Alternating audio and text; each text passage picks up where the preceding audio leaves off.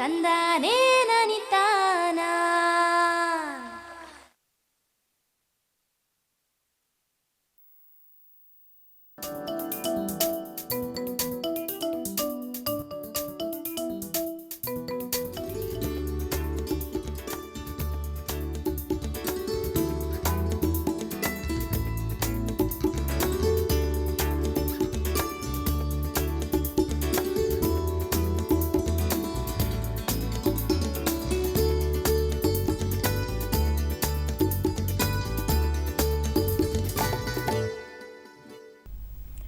ನಮಸ್ಕಾರ ರೈತ ಬಾಂಧವರೇ, ದಸರಾ ಆಯುಧ ಪೂಜೆಯ ಶುಭಾಶಯಗಳು.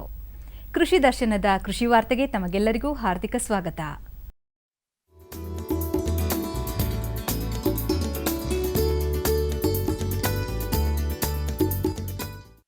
ರೈತ ಬಾಂಧವರೇ, ದಯವಿಟ್ಟು ಗಮನಿಸಿ. ವಾಡಿಕೆಯ ಪ್ರಮಾಣದಲ್ಲಿ ಮಳೆಯಾಗುತ್ತಿಲ್ಲವಾದ್ದರಿಂದ ಹೈಬ್ರಿಡ್ ಹತ್ತಿ ಬೆಳೆಯಲ್ಲಿ ಕೆಲವು ಅಗತ್ಯ ಬೇಸಾಯ ಕ್ರಮಗಳನ್ನು ಕೈಗೊಳ್ಳುವುದು ಸೂಕ್ತ.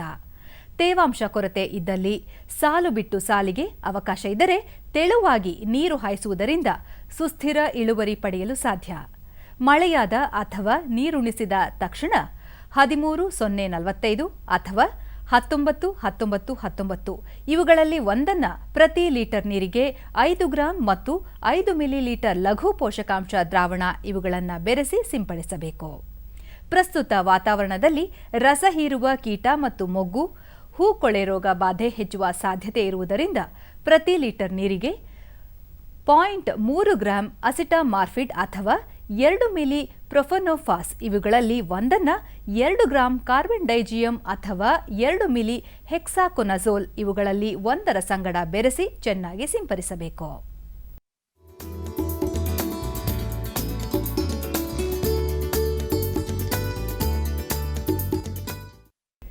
ಮೈಸೂರು ತಾಲೂಕು ಕಡಕೋಳ ಗ್ರಾಮದ ಪ್ರಗತಿಪರ ಕೃಷಿಕರಾದ ಶ್ರೀಕಂಠ ತೊಂಡೇಗೌಡ ಅವರಿಗೆ 7.25 ಎಕರೆ ಜಮೀನಿದ್ದು ಅದರಲ್ಲಿ ತೆಂಗು, ತಾಳೆ, ಬಾಳೆ ಹಾಗೂ ಕಬ್ಬಿನ ಬೆಳೆಗಳನ್ನು ಬೆಳೆಯುತ್ತಿದ್ದಾರೆ. 2 ಎಕರೆ ತಾಳೆ ಹಾಗೂ 1 ಎಕರೆಯಲ್ಲಿ ಕಬ್ಬನ್ನು ಬೆಳೆದಿರುವ ಅವರು ತೆಂಗಿನಲ್ಲಿ ಮೇವಿನ ಬೆಳೆಯನ್ನು ಅಂತರ ಬೆಳೆಯಾಗಿ ಬೆಳೆದಿದ್ದಾರೆ. ಮೀನಿನ ಕೊಳ ನಿರ್ಮಾಣ ಮಾಡಿಕೊಂಡು ಮೀನುಗಾರಿಕೆ ಇಲಾಖೆಯವರ ಸಲಹೆ ಹಾಗೂ ಮಾರ್ಗದರ್ಶನದಲ್ಲಿ ಮೀನು ಸಾಕಣೆಯನ್ನು ಮಾಡುತ್ತಿದ್ದಾರೆ. ಹೈನುಗಾರಿಕೆ ಹಾಗೂ ಕುರಿ ಸಾಕಣೆಯನ್ನು ಸಹ ಕೈಗೊಂಡಿರುವ ಶ್ರೀಕಂಠ ತೊಂಡೇಗೌಡ ಅವರು ಮಿಶ್ರ ಬೆಳೆಗಳು ಹಾಗೂ ಇತರೆ ಕೃಷಿಗೆ ಪೂರಕ ಕಸುಬುಗಳನ್ನು ಕೈಗೊಳ್ಳುವುದರಿಂದ ಹೆಚ್ಚು ಆದಾಯ ಪಡೆಯಬಹುದು ಎನ್ನುತ್ತಾರೆ. 62,000 ರೂಪಾಯಿ ಸಬ್ಸಿಡಿ ಹಣ ಬಿಡುಗಡೆ ಆಯಿತು. ನನ್ನ ಕೈಯಿಂದ 32,000 ರೂಪಾಯಿ ಹಾಕಿ ನಾನು ಈ ಕೆರೆನ ನಿರ್ಮಿಸಿದೆ. ಈಗ ನಾನು ಇದನ್ನು 3ನೇ ವರ್ಷದಲ್ಲಿ ಈಗ ಕೆರೆ ರನ್ನಿಂಗಲ್ಲಿದೆ.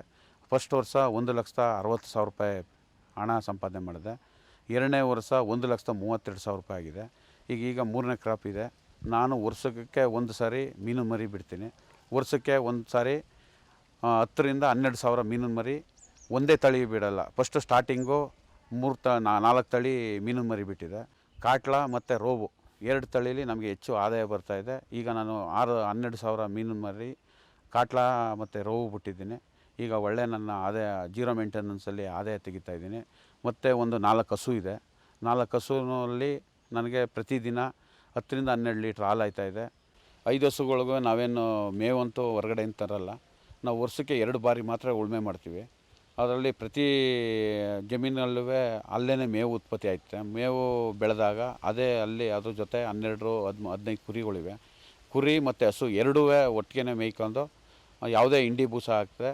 ಇವತ್ತು 4 ಇಲಾತಿ ಹಸುಗಳು ಸಾಕಿ ಅದರಿಂದನೂ ನಾವು ಉತ್ಪತ್ತಿ ತೆಗಿತಾಯಿದ್ದೀವಿ ಸರ್.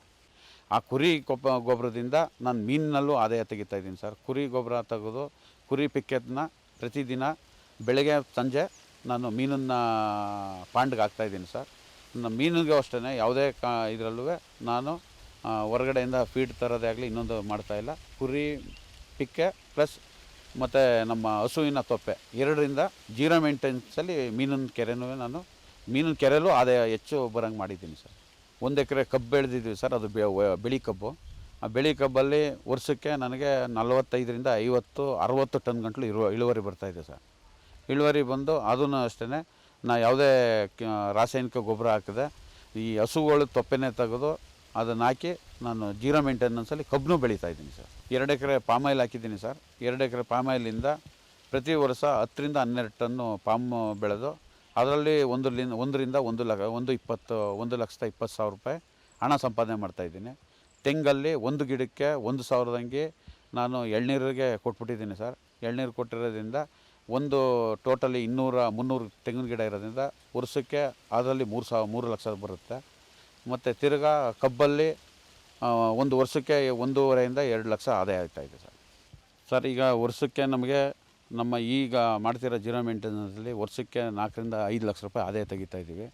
ಮತ್ತು ನನ್ನ ಜೊತೆ ಕೈಯಾಳಾಗಿ ಒಬ್ಬರೇ ಇರೋದು, ಒಂದು ಆಳು ಮತ್ತು ನಾವು ಸಹಾಯಕ್ಕೆ ನಮ್ಮ ತಾಯಿ ಬರ್ತಾರೆ. ನಾಳೆ ಮಾಡೋ ಕೆಲಸನ ಇವತ್ತೇ ಮಾಡಿದ್ರೆ ನಾವು ಹೆಚ್ಚು ಆದಾಯ ತೆಗಿಬೋದು.